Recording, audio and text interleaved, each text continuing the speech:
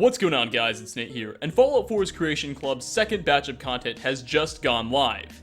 Yay. This is the first addition to the system since its launch about 3 weeks ago, and it includes 4 new pieces of additional content that we're going to go over today and discuss whether or not any of them feel like they're worth it. Spoiler alert, none of them really do. Unfortunately, everything is of a very small and unremarkable size, for rather large and definitely remarkable price tags. The content also retains a heavy Doom theme, suggesting that we're even more likely to see more Creation Club add-ons heavily emphasizing other Bethesda games in the future. Now, don't worry, I know what you're thinking if you're a console user. Well, Nate, I'd love to play this content, but I really just don't have the disk space. Well, never fear, because Bethesda is not giving you a choice. On the Xbox One and PlayStation 4, you will be forced to update Fallout 4 the next time you boot it up, and install all of the new content that this update brings automatically, but you will not have access to any of it until you purchase it. Thankfully, on the PC, this issue seems to have been mostly resolved, and the new add-ons will not be installed until and if you actually buy them.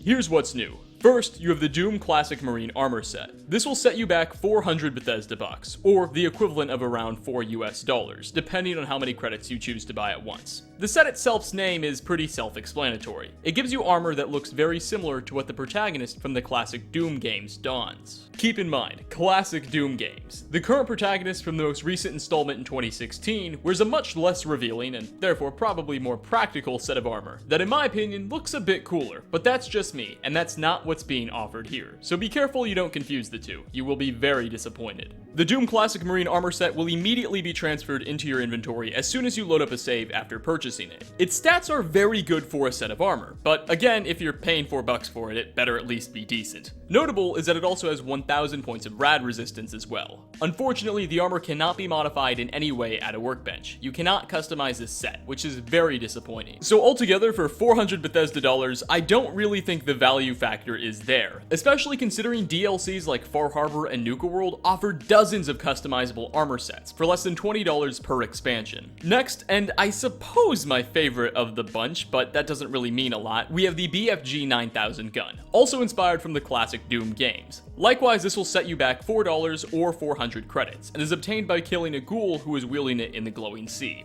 The weapon itself is fairly unique. It has a bulky appearance that looks cool, but makes it difficult to aim. It fires out a mass of some green stuff that erupts into a large explosion as soon as the projectile makes contact with anything. It does a pretty good heap of damage as well. Even the strongest of opponents won't be able to suffer more than a couple of shots at most. And it's very comparable to the Fat Man or Experimental MIRV in regards to how it handles. And I will admit, I did sort of enjoy using this one. Going into Diamond City and just firing upon the people felt pretty therapeutic. Ammo for this weapon is a little bit more pricey, but it can be purchased at most vendors. I was excited to go to a weapon crafting bench and see what I could slap onto it. But like the armor, the BFG 9000 has no possible modifications available. What you see is exactly what you're getting. I'm pretty upset because I think if we saw this gun in the vanilla game included as an Easter egg or something to that effect, people would have really taken to like it, and it could have been a fan favorite. But as a standalone for $4, well, it did give me the most enjoyment out of everything we got today. It's still really just not worth it in my opinion.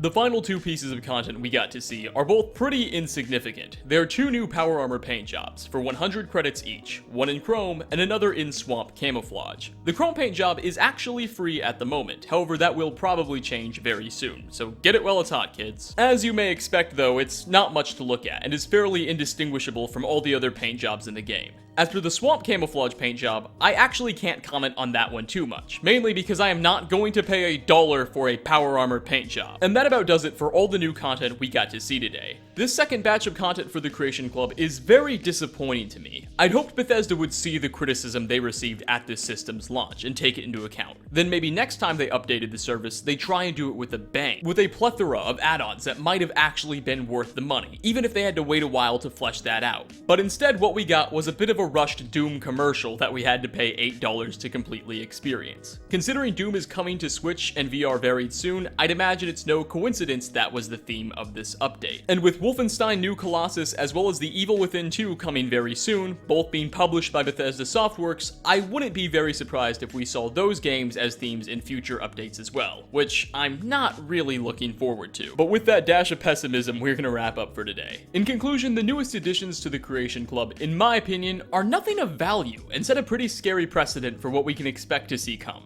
I hope to one day be proven wrong, though I don't think I will be. But what are your thoughts on the matter? I think it's safe to say that most of the community is against Bethesda on this one. But if you're a PS4 user, for instance, do you think this adds to your experience, or are you also just not so pleased? Of course, thanks for stopping by, everybody. If you enjoyed the video, like ratings are always very much appreciated, and I hope to see you all in my next one. Peace out, everybody.